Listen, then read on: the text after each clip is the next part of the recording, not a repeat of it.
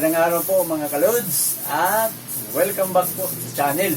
So dito po sa whiteboard natin ngayon, uusapan po natin yung madalas tinatanong po sa channel natin, yung ilang solar panel ba ang pwedeng gamitin sa 100 Ah na battery.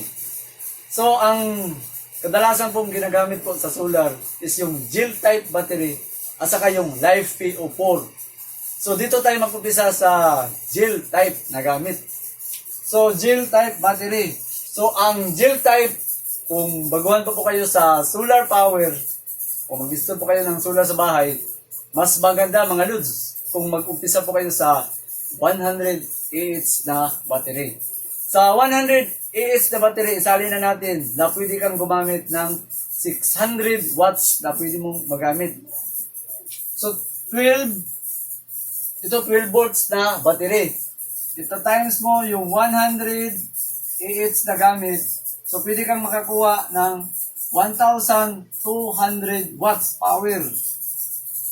Pero dahil po, ang mga gel type is nakikasabihan po sa depth of discharge na 50% lang ang pwede mong gamitin. Kaya, pag i-times mo ito sa 50% na gamit, so, ang pwedeng gamitin is 600 watts lang ang pwedeng gamitin. So, kung ilalagay mo ito sa power inverter, 12 volts ang input, tapos ang output 220, pwede kang gumamit ng 600 watts. Kaya kung gumamit ka ng TV at saka electric fan, at saka 200 watts bawat oras, 3 hours lang ang magagamit mo. Yun ang basic competition doon sa solar power natin na gamitin sa bahay. So ngayon, ang katanungan natin, ilang solar panel ba ang pwedeng gamitin sa 100 Ah na gel type battery? So bago po kayo bumili ng solar panel na battery, makikita po sa description o sa nameplate, may nakalagay po kadalasan sa gel type na battery, ay mayroon pong dito, doon pong nakalagay na 25 amperes. Less than 25 ampere ang pwedeng gamitin na current na mag-charge po sa battery. Pero may nakita rin ako, yung nakita ko na gel type sa Samsung na 100 Ah, umabot po yun sa 30 ampere mga lods. Umabot po yun, nakita ko. Pero yung sa 3DC brand na ginamit ko, nasa 25 ampere lang ang pwedeng gamitin. So dito po, nagbabase kung ilang solar panel ang pwede mong gamitin. So, ipagpalagay natin na 25 amperes, tapos ang ginamit mo na solar panel is 100 watts. So, kadalasan po, solar panel. Sa solar panel na 100 watts, 4.7 ampere to 5.7 ampere. Kaya doon po, nagbabase doon sa 25 ampere kung ilan. So ipagpalagay na lang natin sa 100 watts na solar panel ay mayroong 5 ampere. So ibig sabihin, pwede kang gumamit ng 5 pieces po na solar panel kung 100 watts. Pero kung mag 200 watts ka sa solar panel, mayroong 10.2 ampere na IMP. Pero pag tatlo po ang gamitin mo, di ka pwedeng magtatlo, lagpas ka doon. Kasi magiging 600 watts. Kaya dito ka na lang sa 100 watts kasi pwede mong magamit yung 5. So ang katanungan na naman po doon, Buddy Troy, ano na naman po ang connection doon sa solar panel? Kung naka-series ba o naka-parallel? So ang connection na naman po doon sa charge controller, nakabase po kung anong klaseng gagamitin mo. Kasi mayroong PWM, yung pulse width modulation, o kaya yung MPPT, yung maximum power point tracking. Yun po, pagpipilian mo yung dalawa. Pero alam nyo naman na mas maganda po talaga ang naka-pure MPPT na charge controller. So ang kaibahan po sa, dito ipakita natin, kaibahan po sa PWM at saka doon sa MPPT, ang PWM at saka sa MPPT. So, kadalasan po sa PWM na charge controller ay mababa po ang voltage na input. So, yun, number 1 mong titingnan. yung input voltage, doon ka magbabase po kung pwede bang i-series o nakaparel lang ang tapping sa solar panel. So, kadalasan po, nakita ko sa PWM, mostly po ang voltage, input voltage na pwede mong magamit ay nasa 18V to 30V na voltahe. Kaya, ibig sabihin po dito mga lods, hindi ka pwedeng mag-series connection kahit dalawa. Kasi, ang kadalasan po na voltage po sa mga solar panel na 100 watts ay mayroon po tayong tinatawag dito po na VMP. So itong VMP yun ang voltage maximum power sa kadalasan na makikita mo sa solar panel. So kadalasan sa VMP po sa solar panel may rated po na 18V to 21V volts po ang nakalagay. Kaya kung i-series connection mo ang dalawang solar panel, magiging 36 volts na po ang solar panel. Tapos ang ginamit mo, PWM, hindi pwedeng mang-series connection ka kung naka 18V to 13V lang ang rated voltage sa input. So ang nangyari doon, baka masira po ang PWM na charge controller. So ang kaganahan naman, dito tayo. So ibig sabihin doon mga lods, dito sa PWM, nakaparallel po lahat ang connection. Tapos may mga rated po ang mga charge controller. Sabihin natin, gumamit ka ng 20 ampere. So, itatimes mo yun sa 12. So, mababa lang. Kaya, kung gusto mong bumili at marami kang solar na magagamit, dapat mataas po ang rated solar charge controller. Para mataas po ang magamit mo na solar panel. Kasi kung mababa lang, so sabihin natin, gumamit ka ng 20 ampere na charge controller. 20 ampere. So, ang 20 ampere mo, tapos 12 volts ang battery mo, ita-times mo lang yan sa 12 volts. So, ang pwede mong magamit sa 20 ampere na, i-times lang natin 20 times 12. So, 240 watts. Hindi ka pwedeng gumamit ng 500 watts na 5 pieces. 2 pieces lang ang magamit mo. Kung nag-20 ampere ka sa charge controller na PWM. So, kailangan umabot ka sa 50 ampere. 50 ampere, i-times mo sa 12 volts, aabot siya sa 600 watts na magagamit. So, pasok ang 50 watts na PWM na gagamitin mo sa 5 pieces na 100 watts. So, dahil naka-PWM ka, tapos ang input voltage mo is 18V to 30V lang, naka-parallel po lahat ang solar panel mo.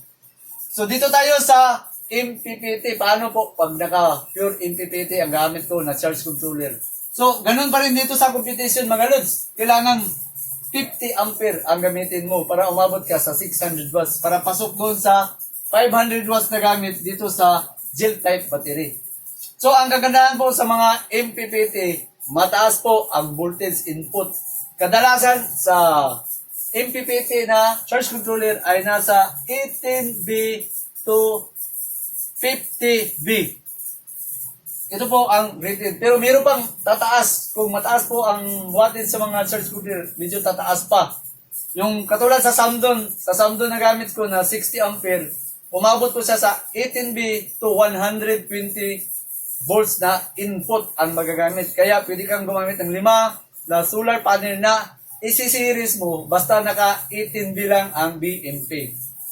Dito, 18V to 50V hanggang dalawa pa rin ang kayang gamitin. Kasi kung 18V, i-times mo sa tatlo na naka-series, lalagpas po sa 54 volts. Hindi pwedeng gamitin pag lumagpas sa input voltage kasi baka masira po ang charge controller. So sa ganito na klase na hanggang dalawa lang pala ang pwede ko ba-deploy, 600, sayang naman. So pwede mong i-series parallel yung sinasabi natin. 2 series, 2 parallel. Yun, pwede yun mga lods. So para makita na lang, ilalagay natin ang ibig kong sabihin doon sa nakaparallel at nakaseries. So sa mga PWM na 18 to 30 volts lang ang gamit, nakaparallel po ang 5 solar panel. So pakita natin. So ipagpalagay natin, ito ang solar panel na 5. Yan, 5. So ang mangyayari po dyan mga lods, kung ito yung positive, at tapos ito yung negative, kasi may polarity po ang mga solar panel. So kung dito po lahat naka-positive, positive dito sa unahan sa mga solar panel mo, 5, 1, 2, 3, 4, 5. So lahat po ng positive nakatapping dito.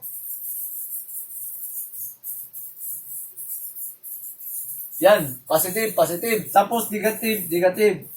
Negative, negative, negative, negative, negative. So yan po ang parallel sa 5 na solar panel, ang connection. Tapos, doon naman po sa sinasabi natin na 2 series, 2 parallel. Kasi nga, ipagpalagay natin na 18B to 50B, hindi ka pwedeng magtatlo na series kasi lalagpas sa 54. So, dalawa lang, para 18 plus 18, 36. So, dito po sa sinasabi natin na 2 series, 2 parallel, ganito lang po ang tapping. Isali na natin para makita po sa mga kabaguhan natin. So, positive, positive, negative, negative. So, dahil sabi natin 2 series, 2 parallel, magdagdag ka pa ng isa.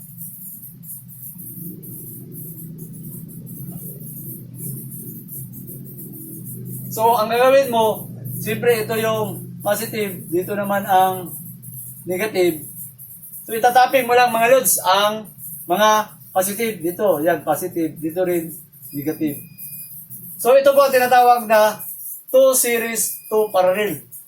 Kaya lang minsan, sabihin natin, naka 100, 100, 400. So, kulang isa. So, yun na po. Kailangan yung bumili ulit ng isang charge controller na idagdag para magamit yung isa. Yun ang naka-disadvantage. Kasi hindi na pwedeng isali mo pa sa isa lang. So, dapat naka-series ang connection. Kung dagdagan mo pa ito ng isa, pwede, pero aabot sa 600, lagpas. So, magiging 600 watts na solar panel ang gamit mo. So, masisira po ang battery. Iinit po. Pag lagpas po sa 25 ang gamit, aabot sa 30, iinit ang gel type. So, baka masira po ang battery. Hindi pwedeng uminit po ang mga battery na gel type. So, hanggang dalawa lang o 2 series to parallel ang pwedeng gamitin.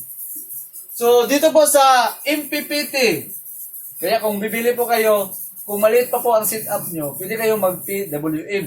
Pero kung malaki ang setup nyo, mas maganda po ang naka-MPPT na charge controller.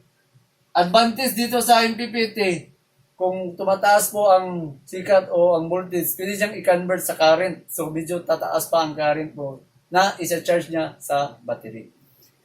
So, ang gagawin na naman natin, hindi natin pinakita yung kaibahan naman sa gel type. Kasi gel sa live PO4. So, ito naman naka-gel type. Sabi nga natin na 600 watts lang ang pwedeng gamitin. Paano kung nag-live PO4 ang gamit natin sa 100 AH? So, ang kagandahan po sa mga live PO4 ay naka 80% ang ipaalaw na ipagagamit. Hindi katulad sa gel type na 50%. Kaya mahahati po ang 1,200 watts na power mo. Pero dito, 80%. Sa 80% times natin ito sa 80% na gamit, papalo po siya sa 960 watts. 960 watts. Almost 1,000 watts po ang pwedeng gamitin sa mga live PO4 na battery. So yun po ang kagandahan po sa live PO4 na battery. Tapos, mataas po ang life cycle. Cycle use po sa mga live PO4 na battery. Aabot sa 8 years to 15 years. So, sulit. Pero yung dito po sa gel type na battery, may gel type po ako. Umabot na malapit na pong umabot sa 6 years na gamit. Pero yung efficiency sa 100 AS, bumaba na po talaga.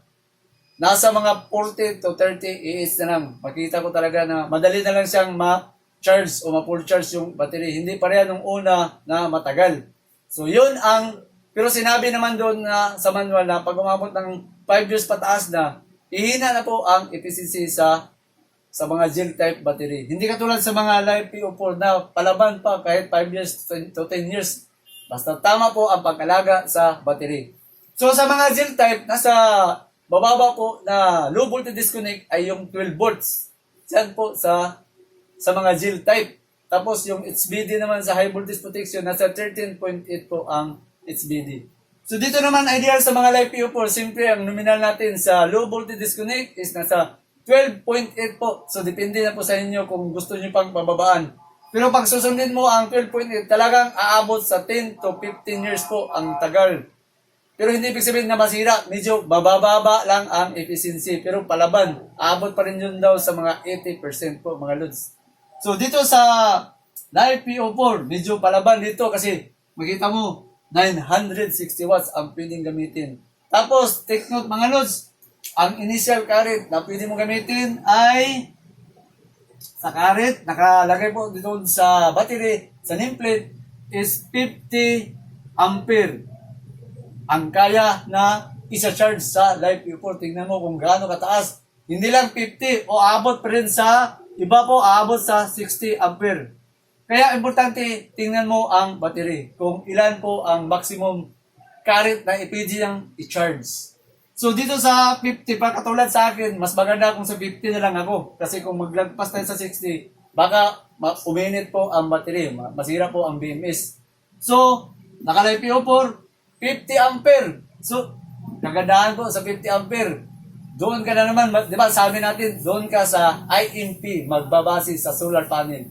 Dalawa lang ang lagi mong tandaan sa solar panel. Kung titingnan mo ang nameplate sa likod, ay yung sinasabi natin na VMP, voltage maximum power. Ang kadalasan is nasa 18V to 21V po ang voltahe sa solar panel na 300 pababa.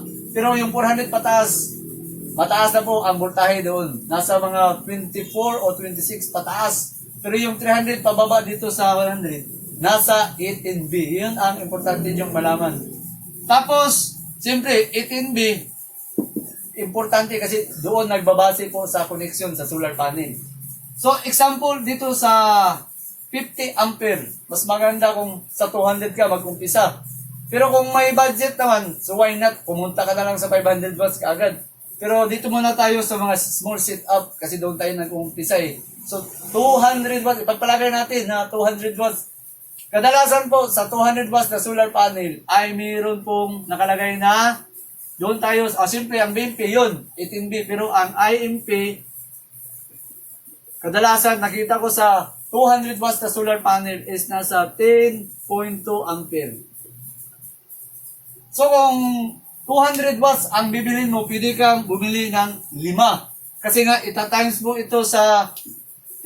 mo ang 10 times 5 natin, papalo sa 50 ampere ang palo. Kaya pasok yun sa 50 ampere na solar panel, sa natin sa battery.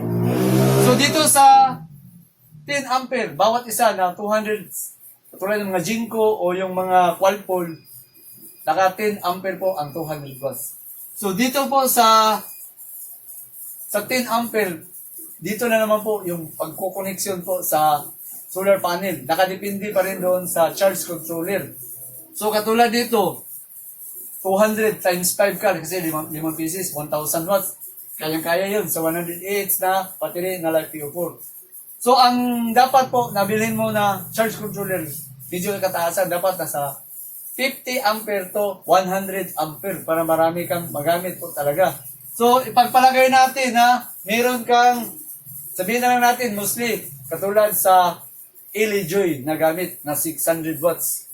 So, sa Elejoy, ito po sa Elejoy, nakarated po ang Elejoy sa 18V to 55V. So, ibig sabihin dito, kaya ang tatlong nakasiris mga lods. Kasi ang 18V, i-times mo sa 3 is 54 volts. Tapos naka 55 po ang mga Elejoy. Kaya pasok po ang tatlo na pwede mong i-series. So ang katanungan, ba-deploy 600 watts sa tatlo, paano yung dalawa? Saan ko naman pwedeng gamitin yun? So kaya po mga lods, kailangan yung bumili ulit ng charge controller para dalawa po ang charge controller mo kasi nasa 600 watts lang po ang Elejoy. So, bili ka ulit. Depende na po sa inyo kung 600 o yung 400 watts lang ang bilhin mo. So, mas maganda pa rin yung may allowance o 600. Dalawang 600 watts na charge controller po ang bibilin mo para magamit mo ang 5 na solar panel. So, yun ang pinaka-mabisic mga lods. So, tatlo, naka-series, tapos bili ka ulit ng isa pang charge controller na para i-series mo ang dalawa doon para 1,000 watts po ang pwedeng gamitin.